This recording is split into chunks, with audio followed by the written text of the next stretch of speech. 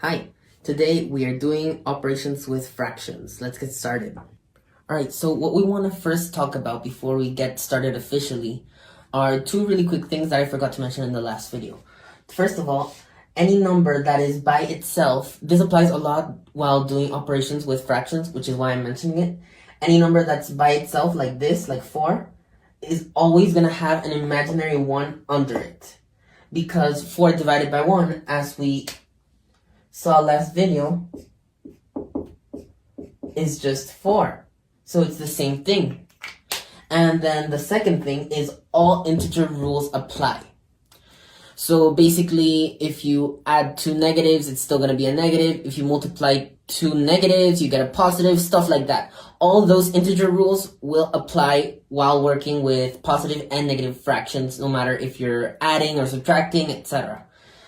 And also, let's say a negative fraction is going to look something like this. But what exactly is the negative stuck to, the 1 or the 2? Well, unless you're actually solving a problem and you get a negative fraction, like you do something before having that negative fraction, you will most likely know which number the negative sign is stuck with. But if you're like given immediately a problem with a negative fraction, it's talking about the fraction as a whole. Like it's not saying it's negative 1 over 2 or 1 over negative 2. So unless you don't have anything before, it's going to be the entire negative fraction. Yeah. Alright, let's start off easy with multiplying and dividing fractions. So it's really simple when multiplying fractions. You just multiply the numerator times the other numerator and the denominator times the other denominator. So in this case, 2 times 3, which is 6, over 5 times 4, which is 20. So we put the multiplication sign there. And always, and I mean always, remember to simplify your final answer, because you will get points taken off in whatever you're doing if you do not have a simplified fraction, trust me. So how can we simplify 6 over 2? Well, we can take out, let's see, a 2, and we have 3 over 10. That is our final answer. Now, for division, it's still a little simple, but also a little bit more complicated. So it's a process called keep, change, flip, KCF. And it's basically that. You go from left to right, you do keep in the first fraction, 3 over 8, change, turn the division sign to a multiplication, and flip, which means the numerator becomes the denominator, and the denominator becomes the numerator. So 6 over 4. Now you do the normal multiplication. 3 times 6 is 18. 8 times 4 is 32. And we can obviously simplify this. We can take out a 2. And we have 9 over 16. And that would be your final answer. Alright, so now we're moving on to adding and subtracting fractions. And it gets a little bit more complicated here because you need to take into account some things. But it's still really easy, trust me. So when you're either adding or subtracting a fraction and they both have the same denominator, you just ignore the denominator and add or subtract the numerators. So 6 plus 2 would be 8. We do nothing to the 10, it stays the same. We obviously simplify. This gives us 4 over 5. That's your final answer. Subtraction, the same thing as addition. 8 minus 7 is 1. The numerator stays the same, and it's in simplest form. Now, when adding or subtracting fractions with different denominators, you need to find something called the least common multiple. And I will go more into depth at the end of the video of what that is.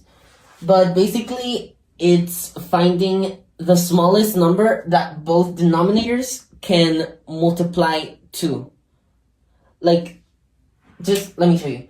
So the least common multiple of 6 and 4, in this case, it would be 12. So this would be times 2 times 2. This would be times 3 and times 3. So once we know the least common multiple, what we need to do is make these fractions have the same denominator, which means we need to manipulate the fractions, which is what we're doing here. So 2 times 2, 4, 6 times 2 is 12. That's our common denominator. The sign stays the same. 1 times 3 is 3. 4 times 3 is 12. Now we can do it normally. 4 plus 3 equals 7 over 12, and that is our simplest form. Now subtracting, the same thing. Least common multiple would be of 2 and 4 would be 4. So times 2 times 2. Because the least common multiple is 4, and we already have something with a denominator 4, it stays the same. You don't change it. So 1 times 2 is 2, 2 times 2 is 4, minus 1 over 4, and there you have it. Now, and that's your simplest form. Alright, so now that we know basic operations with fractions, what we want to do now is work with negative fractions, as well as positive fractions. So let's see here. Negative 2 over 5 plus 4 over 3. So what do we do first? They do not have the same denominator, so find the least common multiple. So in this case, it would be 15. So times 3 times 3 times 5 times 5. 2 times 3 is 6. 5 times 3 is 15. Don't forget the negative sign. The negative sign stays. Plus 4 times 5 is 20. 3 times 5 is 15. So now we add these. 6 plus 20 equals 26 over 15. Now we cannot simplify that. It is in simplest form. What about here? You notice that this isn't a fraction, this is a whole number, 4. Well, what did I say at the beginning of the video? If there's a whole number, there's always an invisible 1. And we use the same dynamic with dividing fractions. Keep, change, and in this case, flip. So 2 over 1. You can either write negative 2 over 1 or just 2, because negative 2 over 1 is just negative 2. And also, when flipping a fraction, in this specific scenario exactly, the sign stays the same, so you don't worry about the sign. So now you do this. 4 times negative 2 is negative 8. 1 times 1 is 1.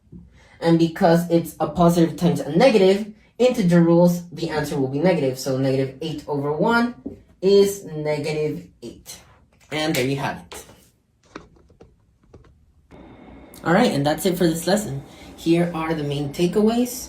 Feel free to copy them in your notebook or something, like take a screenshot of them, because they will help you if you do not understand operations with fractions.